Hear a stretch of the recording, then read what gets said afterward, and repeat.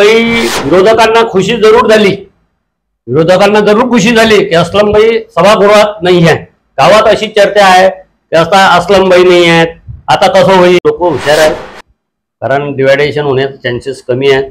कारण मागच्या वेळी काँग्रेसचा प्रभाव जे झाला आहे ते एमआयएममुळे झाला। त्यावेळी जसं खासदारकीमध्ये यश मिळालं, त्यामुळे आमदारकीमध्ये यश मिळालं, कॉटन मार्केटमध्ये यश मिळालं, खरेदी विक्रीमध्ये यश मिळालं, त्याचप्रमाणे यावेळी नगराध्यक्ष काँग्रेसचा झेंडा फडकवल्याशिवाय राहणार नाही, हे माझे शब्द आहे। आपण स्वतः नगराध्यक्षासाठी उभं राहावं म्हणून नाही, ते नेतृत्व काँग्रेस पक्षानं ज्याला दिला तोच व्यक्ती नगराध्यक्षाचा कॅन्डिडेट राहील। पक्षाच्या पुढे जाणे म्हणजे स्वतःला पुराण मारणे। आणि 4 वर्ष जे आमचे वेस्ट गेले, वाया गेले, त्या काळामध्येही काय प्रश्न मांडावे लागतात आणि त्याचे उत्तर काय भेटू शकतात आणि कोणत्या मुद्द्यावर बहस कशी करू शकतात ते अस्लमभाई बोलू शकतात, ते त्यांना माहित आहे। त्याच्यासाठी त्यांना आनंद झालेला आहे। आज ते म्हणतात बाहेर प्रचार करत आहे ते आता अस्लमभाईचं कसं, अस्लमभाईचं कसं। मागील असलेल्या निवडणुकीमध्ये असलेला काळ आणि आता असलेला काळ, सुधाकर पाटील भालसगळे यांचं नेतृत्व दर्यापूर शहरात राहील। बिलकुल, त्यांच्या पूर्ण टीम एकजूट आहे। याचा ताजा उदाहरण आहे की आज पुढे तुम्हाला असे दिसणार नाहीये की विरोधक म्हणून काँग्रेसचे भाई फुटपाट होणारा दिसणार आहे की भाई मला तिकीट नाही मिळाली तर मी तिकडे जाईन, असं बोलणारा व्यक्ती मिळणार नाही। मलाही तिकीट मिळालेली नाही आहे, मी स्वतः गवाही देतो की मला अजून काँग्रेसची तिकीट मिळाली नाही, लेकिन मला काँग्रेसने तिकीट दिली तर मीच इलेक्शन लढणार आहोत, माझे घरचे लोक लढणार आहे, त्याच्याबद्दल काही शंका। जनतेला माहित आहे की विकास कोण करू शकते, कारण की मागच्या 5 वर्षात काय विकास झालेले आहे जनतेला माहित आहे। कोण कुठं किती पाणीत होतं ते सगळ्या जनतेला माहित आहे। कारण आता जनतेला बोलायचं काम नाही आहे। सलीमभाई घाणीवाले त्यांनी प्रवेश घेतला भारतीय जनता पार्टी, त्यांचं वैयक्तिक मत आहे, स्वतंत्र आहे, आझादी दिलेली आहे, त्यांना अधिकार आहे आणि ते भारतीय जनता पार्टीमध्ये गेले तो समाजाला काही फरक पडणार नाहीये, ना मुस्लिम समाजाला काही फरक पडणार नाहीये, ना आम्हाला काही फरक। नमस्कार। संपूर्ण महाराष्ट्रामध्ये नगर परिषदच्या निवडणुका, त्याचप्रमाणे जिल्हा परिषद पंचायत समितीच्या सुद्धा निवडणुकीच्या रणधुमाळी चालू झालेली आहे। त्या अनुषंगाने दर्यापूर शहरातील आपल्यासोबत अस्लमभाई घाणीवाले आहे, त्यांच्यासोबत चर्चा करण्यासारखं आहे। महाराष्ट्र नानच्या मराठी माध्यमातून संपूर्ण नगर परिषदचा आपण लोकाजोगा घेण्याचा प्रयत्न करत आहोत। नगरसेवक झालेले आणि त्यानंतर आता कशा प्रकारे त्यांच्या प्रभागमध्ये प्रभाग रचना झालेली आहे, सगळ्यात महत्त्वाचं कौतुक मानावं लागेल। अस्लम भाऊ, आमच्या तुम्ही स्टुडिओमध्ये आले, सर्वप्रथम तुमचं मनापासून धन्यवाद। नमस्कार। त्याचप्रमाणे आमच्या प्रेक्षकांना सांगण्यासारखं सगळ्यात महत्त्वाचं, आतापर्यंत 15 ते 20 वर्षापासून तुम्ही नगर परिषद मध्ये आहात, परंतु पहिल्यांदा आता रोस्टर महिलांचं पडलेलं आहे, काय सांगाल? ते माझ्यासाठी तो दुःखासारखी गोष्ट आहे। आणि मला ज्या जनतांनी 2 वेळा 2011 आणि 2016 मध्ये भरपूर मतांनी निवडून दिलं, त्या जनतेचा मी पहिले तो आभार मानतो। कारण त्यांच्या मतानं मी या संस्थेमध्ये, नगरपालिकेमध्ये पाय ठेवला, हे जनतामुळेच मान्य करावं लागेल। जनतांनीच मला पाठवलं आणि जेवढे त्यांचे आभार मानावं तेवढे कमी आहेत।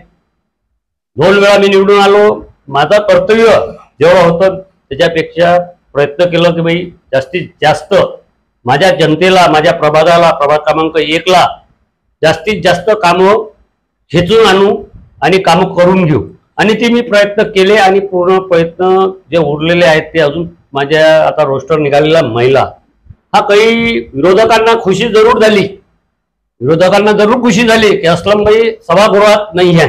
गावात अशी चर्चा आहे की आता अस्लमभाई नाही आहेत, आता कसं होईल, आता अस्लमभाईचा काय होणार आहे। लेकिन मी माझ्या विरोधाला सांगू इच्छुक आहो, जिथपर्यंत माझी जनता माझ्या सोबत आहे मला भ्याचं काम नाही आहे। माझ्या घरचे लोक आहेत, माझी आई आहे, माझी बायको आहे, मी त्यांना रिंगणात उभं करीन आणि त्यांना त्यांच्या माध्यमातून जनतेचा विकास आणि त्यांची सेवा परत एक वेळा मी करण्यास तयार आहे। संपूर्ण कोणताही पक्ष असताना सुद्धा अस्लमभाई घाणीवाले यांचा सुद्धा विचार केला जातो, त्यांचं नाव निघतोय का, असं अस्लमभाई यांचं नाव निघतो की हा माणूस निवडून? मी कोणत्याही पक्षाचं मान सन्मान कायम ठेवतो, ते जरूर विरोधक भारतीय जनता पार्टी असो, शिवसेना असो, RPI असो, काँग्रेस असो, राष्ट्रवादी असो, मी जे माझ्याबद्दल तुम्ही त्यांना विचारू शकता, त्यांच्याबद्दल म्हणजे जेवढं तुम्ही इंटरव्ह्यू घेऊन माझं घेऊन त्या लोकांचं घेतलं तर माझ्याबद्दल तुम्ही विचारू शकता अस्लमभाईचा स्वभाव कसा आहे। मी आताही तुम्हाला त्याच्या अगोदर सांगितलं की मी विरोधक मानत नाही. मी माणुसकी नात्यानं त्यांचं काम असेल तो बिलकुल करेल, कारण की काम महत्वाचं. मतदारांना कशा प्रकारे कॅनव्हास करण्याचा प्रयत्न करा, स्वतः उभं राहिल्यानंतर आणि सुद्धा मुस्लिम समाजामध्ये कुठेतरी पेहराव असतोय, त्या कारणाने कशा प्रकारे त्यांना माझी लक्ष्मी उभी आहे, माझी आई उभी आहे, कसं त्यांना मतदारांना कॅनव्हास करण्याचा. मतदारांचं स्वतःच आता जसं पूर्ण मतदारांना माहीत पडलेलं आहे की आपला प्रभाग एक SC ओपन पुरुष पडला आणि एक महिला ओपन महिला पडलेली आहे. त्यांनाही दुःख पण झालं की असलमभाई, मला अनेक फोन आले आता असलमभाई आपण कसं करू. म्हटलं भाई एक दोनच आपण ऑप्शन आहे आपल्याजवळ, एक तर आईला नाही तर घरच्या लोकांना लक्ष्मीला उभं करू. तो लोकांचं म्हणणं आम्ही तुम्ही कुणालाही उभी करा, आम्ही तुमच्या सोबत आहोत, हे लोकांचे शब्द आहेत. आणि मला कॅनव्हास करायची जरूरत नाही, लोकांना माहित आहे की असलमभाई काय आहेत. मागील असलेल्या कार्यकाळामध्ये सुधाकर पाटील 65 ते 62 मतांनी पडले, त्यावेळेस तुमचा जास्त प्रमाणात उल्लेख केला जात होता की असलमभाई आपल्यासोबत असते तर मी नगराध्यक्ष झालो असतो. नाही, असं काही नाही आहे, कारण की पक्ष कोणताही असो. आता मी भारतीय जनता पार्टीमध्ये त्या काळात गेलो आणि दुर्दैवाने ते पडले. आता ते कसं आहे, नारळ फोडायचं कोणाचाच असलमभाईवर असं उद्देश आहे, असं काहीच नसते. जनता जनार्दन आहे, ज्याला कॉल दिला त्यांच्या भाग्यात होतं. नलिनीताई माझे काकू आहेत ती, त्यांच्या भाग्यात होतं. माननीय सुधाकर पाटील भारसागळे साहेब यांच्या भाग्यात नव्हतं, देवाला द्यायचं नव्हतं नगराध्यक्षपद, त्याच्या कारणानं. आणि बाकी जनता कॉल जे भारतीय जनता पार्टी आपले लोकांनी जे कॉल दिलेलं होतं त्यांनी ते स्वतः स्वीकार. मागील असलेल्या निवडणुकीमध्ये असलेला काळ आणि आता असलेला काळ, सुधाकर पाटील भारसागळे यांचं नेतृत्व दर्यापूर शहरात राहील. बिलकुल त्यांच्या नेतृत्वातच लढणार आहे. माननीय खासदार साहेब बळवंतभाऊ वानखळे आणि सुधाकर पाटील आजपर्यंत जोडी सोबत लढलेली आहे. आणि बाळासाहेब हिंगणीकर साहेब आहेत, सोबतच आहेत. तिघही व्यक्ती पूर्ण दर्यापूर शहर तालुक्याला घेऊन चालत आहे. हे उदाहरण ताजे आहे. खासदारकी आमदारकी हे लोक सोबत होते ना, त्याच्या कारणानं विजय आपल्या पदरात आला ना. हे सोबत कधी फुटले असते हे विजय प्राप्त नाही झालं असतं. या लोकांचं नेतृत्व, यांची मेहनत आहे. काँग्रेसच्या जे आपण म्हणतो की लोक असे काहीच नाही, हे फक्त अफवा आहे. सगळं एक सोबत आहे. माननीय सुधाकर पाटील भारसागळे साहेब, बळवंतभाऊ वानखळे साहेब, खासदार साहेब, बाळासाहेब हिंगणीकर साहेब आणि जिल्ह्याची टीम, माननीय आमचे जे जिल्हाध्यक्ष आहे बबलू देशमुख, त्यांच्या नेतृत्वात पूर्ण टीम एकजूट आहे. याचा ताजा उदाहरण आहे की आज पुढे तुम्हाला असं दिसणार नाही आहे की विरोधक म्हणून काँग्रेसचे भाई फुटपाट होणारा दिसणार आहे की भाई मला तिकीट नाही मिळाली तर मी तिकडे जाईन, असं बोलणारा व्यक्ती मिळणार नाही. मलाही तिकीट मिळालेली नाही आहे. मी स्वतः गवाही देतो की मला अजून काँग्रेसची तिकीट मिळाली नाही, लेकिन मला काँग्रेसने तिकीट दिली तर मीच इलेक्शन लढणार आहोत, माझे घरचे लोक लढणार आहे, त्याच्याबद्दल काही शंका आहे. एवढं निश्चित की काँग्रेसचा नगराध्यक्ष होईल? बिलकुल 100% माझे शब्द आहे. येणाऱ्या 2025 मध्ये इलेक्शन झाले तर येणाऱ्या 2025 मध्ये दर्यापूर नगरपालिकेमध्ये काँग्रेसचा झेंडा फडकवल्याशिवाय राहणार नाही. आणि जनता यावेळी सगळ्या जनतेला माहित आहे की विकास कोण करू शकते, कारण की मागच्या 5 वर्षात काय विकास झालेला आहे जनतेला माहित आहे.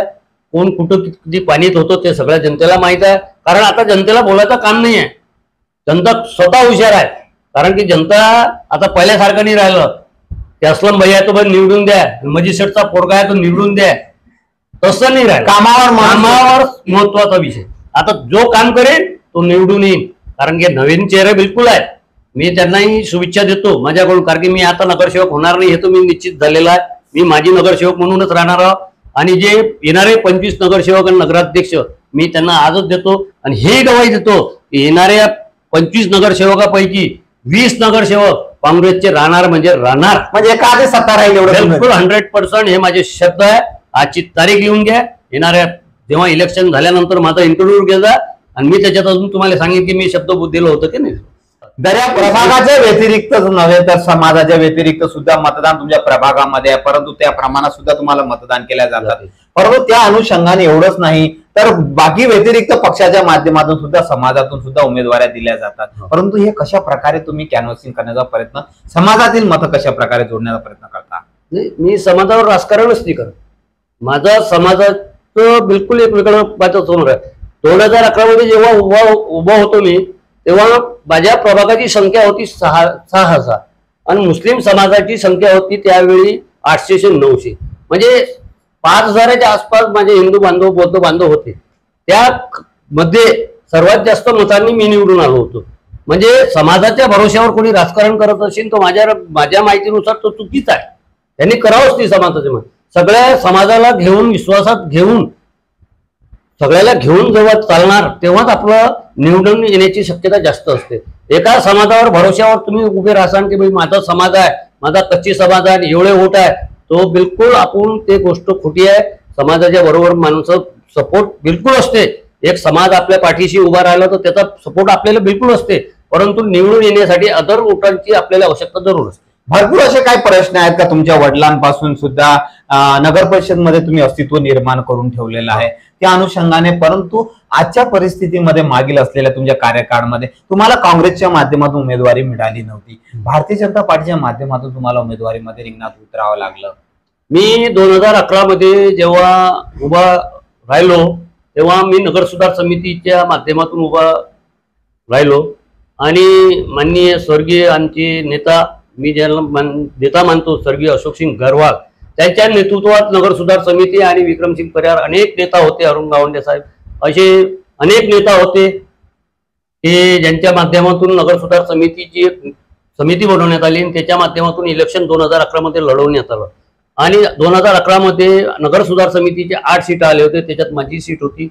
आणि त्याच्यानंतर 2016 मध्ये जेव्हा मी काँग्रेसमध्ये होतो, म्हणजे राष्ट्रवादीतून काँग्रेसमध्ये प्रवेश घेतला आणि वेळेवरच माझी तिकीट कापण्यात आली काँग्रेसमधून काही कारणास्तव, आणि वेळेवरच मी भारतीय जनता पार्टीमध्ये समाविष्ट झालो. आणि 2016 मध्ये माझ्या जनतेनं, माझ्या प्रभागाच्या जनतेनं मला भरपूर मतांनी, बीजेपी कडूनही उभा असताना मला माझ्या समाजानं, माझ्या लोकांनी, हर व्यक्तीनं मला, हर समाजांनी अनेक बहुमतांनी मला निवडून दिलं.